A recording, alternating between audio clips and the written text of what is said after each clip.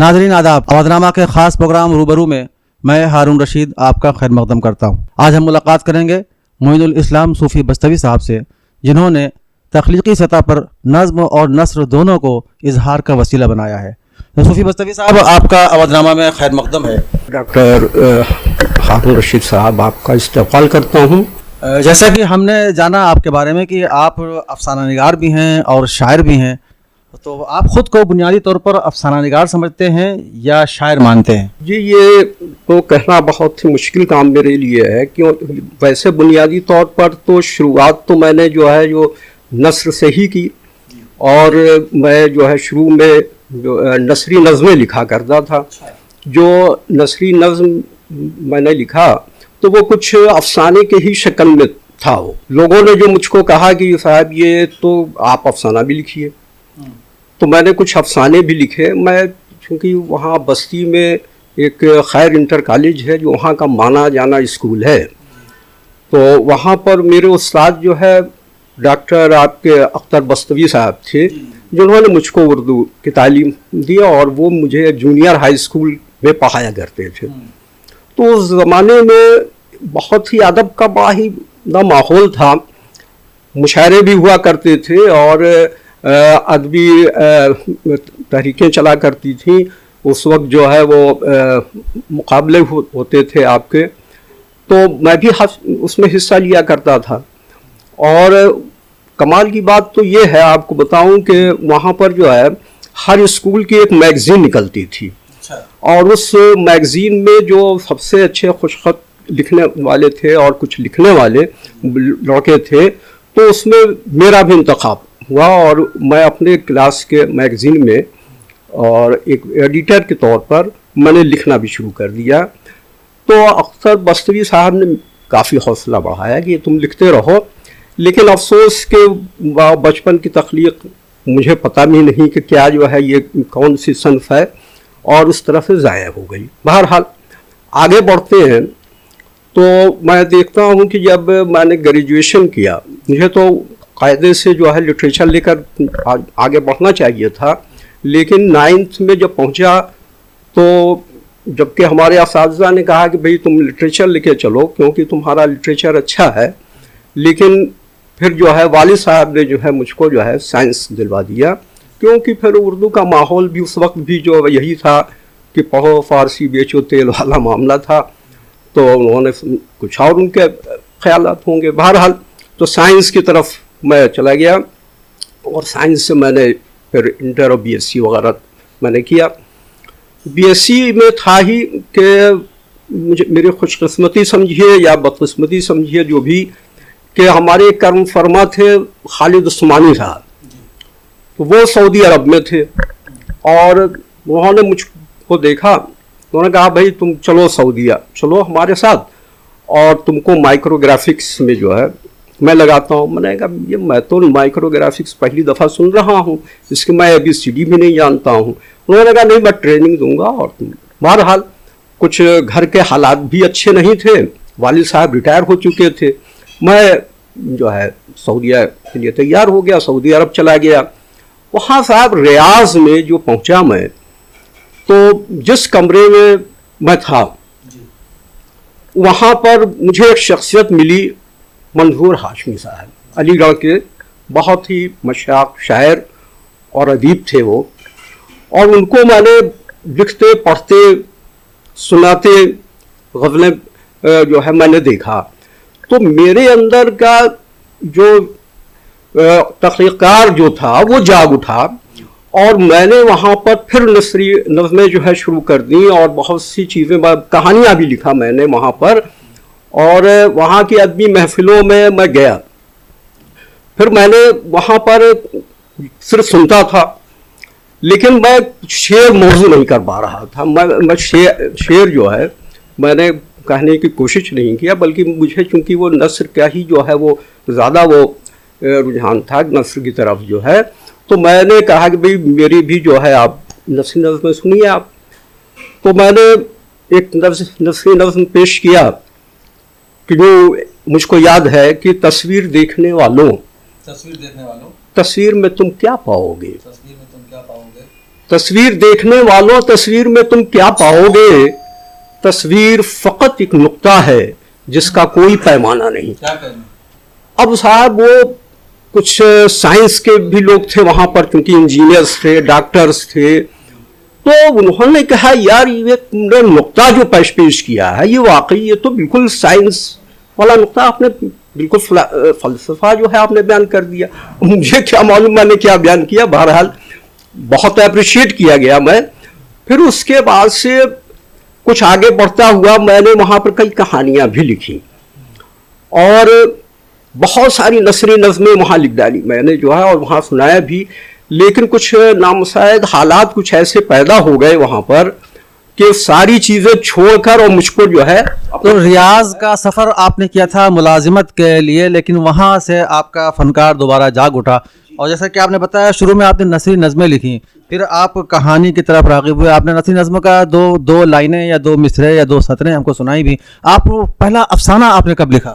ہاں جی، یہ افسانہ جو ہے میں نے دیکھیے میں کہانی کہوں گا، افسانہ میں جانتا بھی نہیں تھا اس وقت جو ہے، مجھے افسانہ اور کہانی میں کوئی فرق معلوم نہیں تھا، ایمانداری کی بات تو یہ ہے۔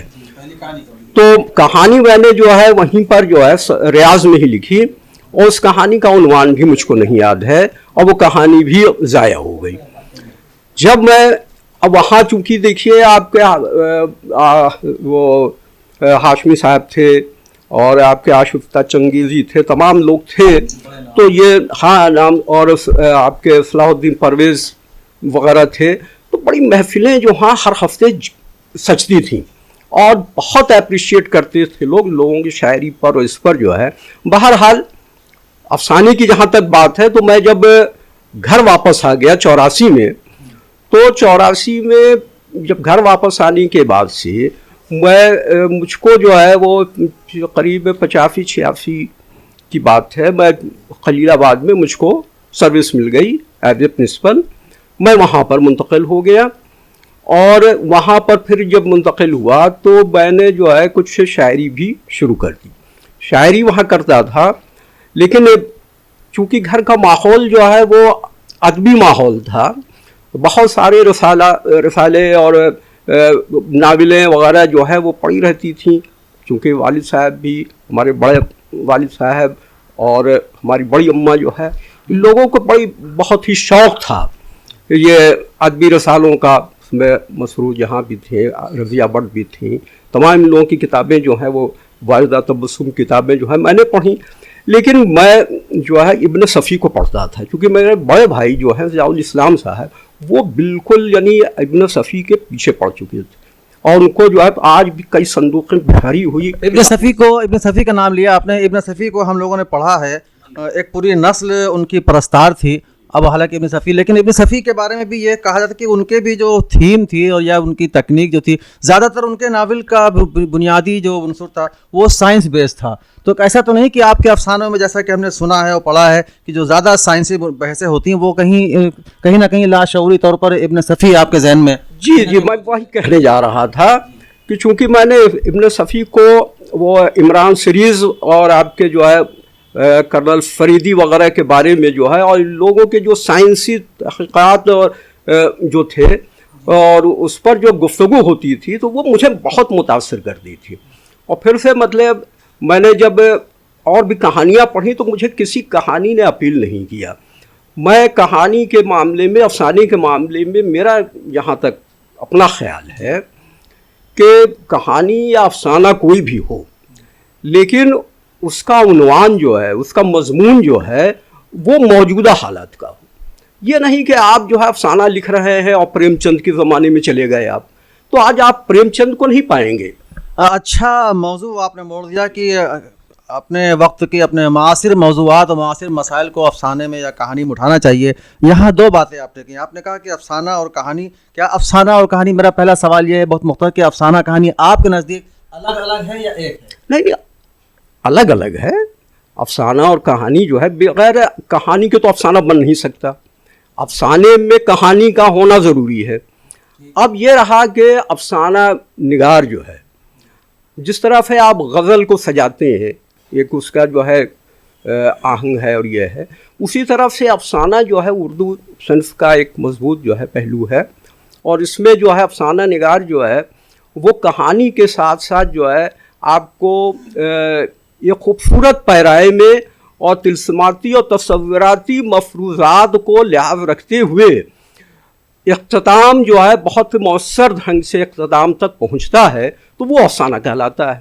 हम समझते हैं कि कहानी तो एक थराजा एक थरानी वो भी कहानी थी, लेकिन कहानी को पूरी तख्लीकी तकाज़ों के साथ और ज़बान के लिहाज के साथ अगर पेश किया जाए तो मेरे ख्याल से वो अफसाना है आपके नज़दीक, वरना कहानी सिर्फ कहानी रह जाएगी। यानी कि हर कहानी अफसाना नहीं हो सकती, हर अफसाना कहानी हो सकता है। आपने नाम लिया बीच में कि प्रेमचंद का, कि प्रेमचंद के ज़माने की बात करते हैं, तो प्रेमचंद के अफसाने और आज के अफसाने में क्या फ़र्क है? हाँ जी, खासतौर से आपके अफसाने प्रेमचंद के अफसानों से तकनीकी सतह पर, ज़बान की सतह पर, कहानी की सतह पर किस तरह अलग है? देखिए, प्रेमचंद की तो बात ही अलग है, वो तो मौजूद थे अफसानों के, कहानियाँ कह लीजिए या अफसाने कह लीजिए। बाद में जो है मैंने जब अपनी किताब जो है 2000 से मैंने अफसाना बाकायदा लिखना शुरू किया, जी हाँ, तो फिर वो काफ़ी अफसाने जब हो गए तो मैंने कुछ हुजलत में कुछ जो है, जैसे एक इंसान के अंदर जो है ये होता है कि मेरी भी किताब छप जाए, तो मैंने भी अफसाने की किताब के लिए अप्लाई कर दिया आपके उर्दू एकेडमी में। तो उन्होंने जो है, चूँकि हमारे अफसाने भाई साइंस के ऊपर थे, उन्होंने कभी एक मुनफरद मौज़ूआत पर जो है कुछ लिखा हुआ है, तो वो किताब जो है उस पर हमको इमदाद मिली और किताब हमारी छप गई। अब जब किताब छपी और वो मंजर आम पर आई, तो उस पर आप जैसे हजरात के जो है तबसरे भी बहुत आए। उसमें एक तबसरा बहुत ही जामा तबसरा आया था, वो जो लारैब में भी छपा आपके आदिल फराज साहब का। तो आदिल फराज साहब ने तमाम बातों को कहते हुए एक जगह ये लिखा कि साहब इसमें अफसानियत कम है। तो मुझे बहुत ही अजीब लगा कि वाकई मैंने जो लिखा है उसमें अफसाना मैं कहूँ या उसको कहानी कहूँ। तो मैंने कहा कि मैं सोचा कि किससे पता किया जाए कि अफसाना और कहानी में फ़र्क क्या है।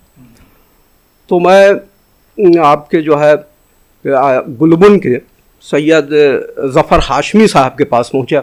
वो बहुत अच्छे अफसाना निगार भी हैं, जैसा कि आपको मालूम होगा, बहुत अच्छे अफसाने लिखते हैं। मैंने कहा सर ये बताइए कि मैंने ये तो लिखा है, ये सब है, ये अफसाना और कहानी का मामला क्या है और इसके कवायद और ज़वाबित आप बताइए आप। तो उन्होंने कहा भाई देखो, आज तक जो है अफसाने के कवायद और ज़वाबित बन ही नहीं बन सके हैं, और ये जो अलग अलग ढंग से सब इसको डिफ़ाइन करते हैं। आप जो लिख रहे हैं उन्होंने बड़ी हौसला अफजाई किया, वो लिखिए ये जानकर। हम मंजर निगारी, किरदार निगारी, जुज़ियात, ये सब का ख्याल रखते हुए इख्तितामिया आपका जो है बहुत लाजवाब होना चाहिए, चौंकाने वाला होना चाहिए। बस इतनी सी बातें उन्होंने बताई। अब तो ज़फ़र हाशमी के इस मशवरे पर आपने अमल किया? जी, अमल करते हुए आगे के अफसाने पर हमने ये चीज़ को जो है रखा है। अब जो अफसाने हमारे हैं इसका मैं लिहाज रखता हूँ। लेकिन इसी दरमियान जब मैं और लोगों के बारे में जानना चाह रहा था, तो एक जगह जो है वो काज़ी अब्दुल सत्तार साहब ने कहीं लिखा कि साहब अफसाना क्या है। तो उन्होंने एक ऐसी बात लिख दिया वहाँ पर कि अफसाना चावल के दाने पर कुल हुवल्लाह लिखने के बराबर। अब जब कुल हुवल्लाह लिखने के बराबर, तो मैं तो भाई सहम गया। मैंने कहा भाई मेरे लिए तो ये काम बहुत मुश्किल काम है। और बहरहाल मैंने अपनी राह अलग अपना ली। मैंने कहा ये जो अफसाने आ रहे हैं, जैसे हमने कावी साहब को भी पढ़ा, हमने तारिक शतारी को भी पढ़ा, हमने आलमी अफसाने भी पढ़े, आलमी बज़्म में मैं शामिल हुआ, आलमी अफसाना फोरम में शामिल हुआ, अरबाब उर्दू में शामिल हुआ। तो ये आलमी काज़ी अब्दुल सत्तार साहब ने जो बात कही कि अफसाना चावल के दाने पर कुल हुवल्लाह लिखने का नाम है, यही जुमला बहुत हमने प्रोफेसर मलिकज़ादा मंजूर अहमद की ज़बानी सुना है गज़ल के बारे में, कि गज़ल या शेर एक चावल पर कुल हुवल्लाह लिखने का नाम है। तो ये तो मेरा ख्याल से उन्होंने मुख्तसर अफसाने की तारीफ़ की। और मुख्तसर अफसाना आज जिस तरह से आप आलमी बज़्मों से जुड़े हुए हैं सोशल मीडिया पर, तो हमने देखा है कि अफसाने अब लफ्ज़ों की तादाद में क़ैद किए जा रहे हैं। आपने इस तरह के अफसाने लिखे क्या? हाँ जी, अफसाने मैंने 30 लाइन के भी लिखे, 3 लफ्ज़ी अफसाने लिखे मैंने। آپ نے بتایا صوفی صاحب کہ افسانہ 30 سطری بھی لکھا جا رہا ہے. کیا آپ کو نہیں لگتا کہ آج کے دور میں کسی تخلیق کار کو سطروں میں اور لفظوں میں قید کیا جا رہا ہے؟ جی بالکل قید کیا جا رہا ہے. یہ افسانہ بالکل افسانہ نہیں ہے، کیونکہ افسانے کی جو تقاضے ہیں وہ اس سے پورے نہیں ہوتے. اس میں آپ منظر نگاری کہاں سے کریں گے؟ وہ کردار آپ پیش نہیں کر پائیں گے. جو جزیات نگاری ہونی چاہیے، جو ماحول کو پیش کرنے کے لیے لفظیات چاہیے، وہ آپ نہیں کر پائیں گے. آپ نے لکھ تو دیا، اچھے الفاظ لکھ دینا، اور اس سے جو ہے بات نہیں بنتی. تو میں اس کے خلاف ہوں، لیکن بہرحال میں نے بھی کوشش کیا ہے، لکھا ہے. لیکن جب آپ اس کے خلاف ہیں تو آپ نے پھر یہ کیوں لکھا؟ یہ میں نے ایک تجربہ کیا تھا لکھنے کا، بہت زیادہ نہیں لکھا. اس کو ہم یوں بھی تو کہہ سکتے ہیں آپ نے تجربہ کیا، آپ سے یہ تجربہ نہیں ہو سکا اس لیے آپ اس کے خلاف ہو گئے. اگر یہ آپ کر لیتے تو آپ اس کے حق میں ہوتے. آپ جو افسانے کی باتیں کرتے ہیں، یا تو آپ اس کو افسانہ کہیے مت، آپ کہانی کہیے. تو کہانی تو آپ ٹھیک ہے، کہانی آپ نے کہہ لیا، 2 سطر میں بھی کہہ لیا، تو 3 سطر میں بھی کہہ لیں، آپ 30 میں کہہ لیں، اس کی کوئی قید نہیں ہے. لیکن جو افسانہ اور کہانی کا جو فرق بتایا گیا ہے، تو یہ افسانہ نہیں کہلا سکتا، یہ کہانی تو ہو سکتی ہے. اور مختصر افسانے کے بارے میں چیخوف نے یہ کہا تھا کہ اگر آپ کسی منظر میں ڈرائنگ روم میں آپ بندوق لٹکی ہوئی دکھاتے ہیں تو اس افسانے کو ختم ہونے سے پہلے اس بندوق کو چلنا چاہیے. یہ ایک اصول بتایا گیا تھا کہ فالتو اور فضول چیزیں افسانے میں نہیں ہونی چاہیے. اس سے آپ کہاں تک متفق؟ بے شک اس کے میں اتفاق رکھتا ہوں. فالتو چیزیں تو نہیں ہونی چاہیے، لیکن بہرحال اس ماحول کا پورا ذکر تو ہونا ہی چاہیے. آپ جس کمرے میں بیٹھے ہیں اس کے ایک ایک چیز کا ذکر جب تک کریں گے آپ، یہ بتائیے ایک سطر میں کیسے پورا ہو جائے گا؟ ایک سطر میں تو پورا نہیں ہو سکتا. اس کے لیے تو پورا ماحول بنانا پڑے گا نا افسانہ لکھنے کے لیے. اور آپ کو جو ہے پھر اس کے قید نہیں ہے، زیادہ بھی ہو سکتے ہیں الفاظ جو ہے، اور آپ اس کو قید میں کر دے رہے ہیں کہ 1 سطر اور 10 سطر اور اس میں لکھیے افسانہ جو ہے. تو میں اس کے خلاف ہوں. آج کا یہ بھی ایک ٹرینڈ ہے کہ تخلیق کار، چاہے وہ شاعر ہوں یا افسانہ نگار، وہ جو ہمارے روایتی نقاد ہیں ان کے خلاف اکثر وہ بھڑکتے رہتے ہیں کہ آپ جس طرح کے افسانے لکھ رہے ہیں سائنس بیس، کیا آپ کو ناقدین ادب کی طرف سے کس طرح کی آراء آپ کے افسانوں پر؟ جی بہت ہی مختلف آراء یہ ہے. چند حضرات ایسے ہیں جنہوں نے مجھے سراہا ہے اس بارے میں جو ہے، اور میں عالمی سطح پر دیکھتا ہوں تو بہت کم لوگ جو ہے سائنسی موضوعات پر کم لکھنے والے ہیں. یہ ایک افسانہ آیا تھا جو وہاں کے جرمنی کے ایک بلند اقبال صاحب ہیں، انہوں نے ایک افسانہ پیش کیا تھا، لیکن اس میں اتنی سائنس تھی کہ وہ میں اس کا بھی قائل نہیں ہوں کہ ایک افسانے میں اتنی سائنس آپ ڈال دیجئے کہ وہ قاری جو ہے کہ باہر کی بات ہو جائے. میرے کہنے کا مطلب ہے آج کا موضوع جو ہے وہ یہ ہے کہ آپ جو ہے وہ اسمارٹ فون استعمال کر رہے ہیں، آپ جو ہے وہ چاند اور مریخ پر جانے کی باتیں کرتے ہیں.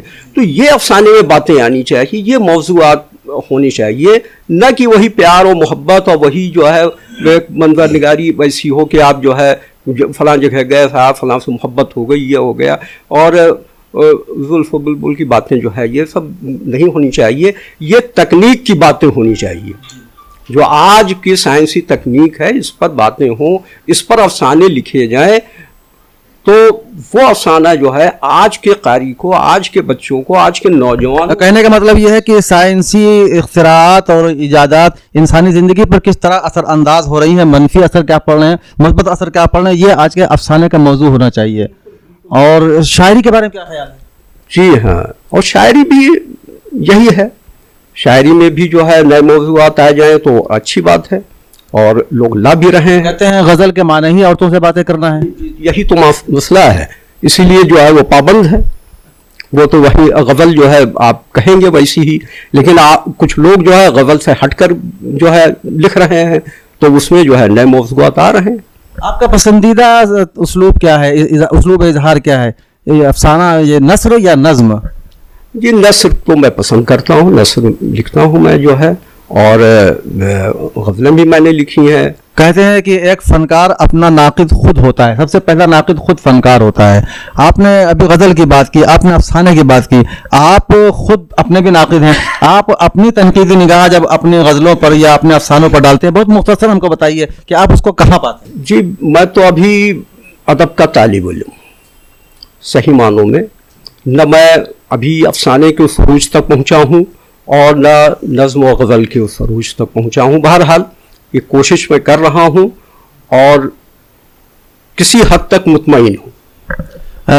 एक शेर है हमारे लखनऊ के एक शायर का कि तगय्युरात ज़माना के बाद भी रहमत, ज़बान व फ़न में नुमाया है लखनऊ अब तक। आपने खलीलाबाद को छोड़कर, अपने आबाई वतन को छोड़कर, मुलाजिमत से सबुदोशी अख्तियार करने के बाद लखनऊ को वतन सानी बनाया, इसके पीछे क्या वजह है?